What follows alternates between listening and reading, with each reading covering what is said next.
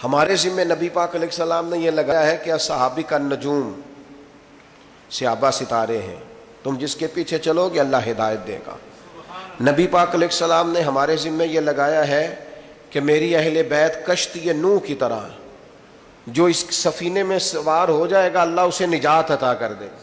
ہم نے ان لوگوں کے ساتھ، ان کے پیچھے بیٹھ کر ہدایت لینی ہے، ان کے قدم بقدم چلنا ہے۔ ایک مثال چھوٹی سی عرض کرنے لگا، بڑوں سے نہ سیکھا جاتا ہے، بڑوں پر بحث نہیں ہوتی۔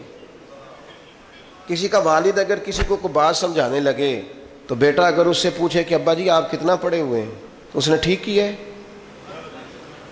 وہ کہے بیٹا آپس میں لڑا نہ کرو، بیٹا کہے ابا جی آپ اپنے بھائی سے کبھی نہیں لڑے، تو یہ ٹھیک ہے، اس نے ٹھیک کیا ہے۔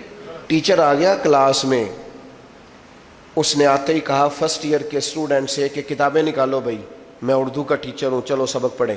تو ایک بیچ میں سے نوجوان بولا، وہ کہنے لگا جناب آپ ایم اے اردو ہیں، اسٹوڈنٹ ہے، اور اگر آپ ایم اے اردو ہیں تو آپ نے پھر بی ایڈ یا ایم ایڈ کیا ہوا ہے، اور اگر آپ نے یہ کیا ہوا ہے تو پھر ساتھ یہ بھی ذرا بتا دیں کہ آپ میرٹ پہ ہیں کہ سفارش پہ ہیں۔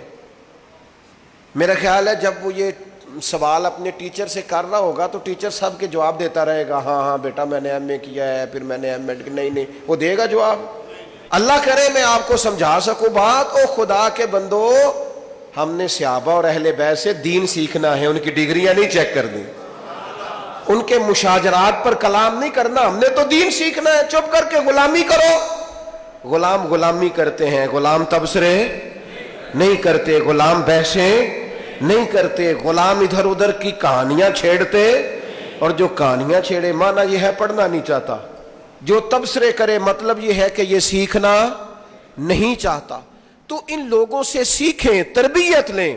میں آپ کو گارنٹی سے کہتا ہوں، عقیدت کی اینک لگا کے، ذوق کا لباس پہن کر، شوق کے بستر پر بیٹھ کر آپ حضور کی نسبت رکھنے والے کسی ایک بندے کو پڑھنا شروع کر دیں، کسی ایک صحابی کا آپ تذکرہ پڑھتے جائیں، اللہ آپ کی روح کو معراج عطا فرماتا جائے گا، معراج ہو جائے گی روح کو۔ او یار ان لوگوں کے پیچھے چلو تو صحیح۔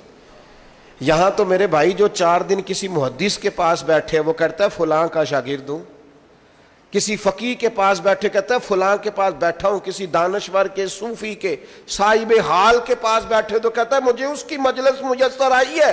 اور صحابہ تو وہ صحابہ تھے جن کی ہر صبح عید ہوتی تھی، خدا کا قرب حاصل تھا، نبی کی دید ہوتی تھی۔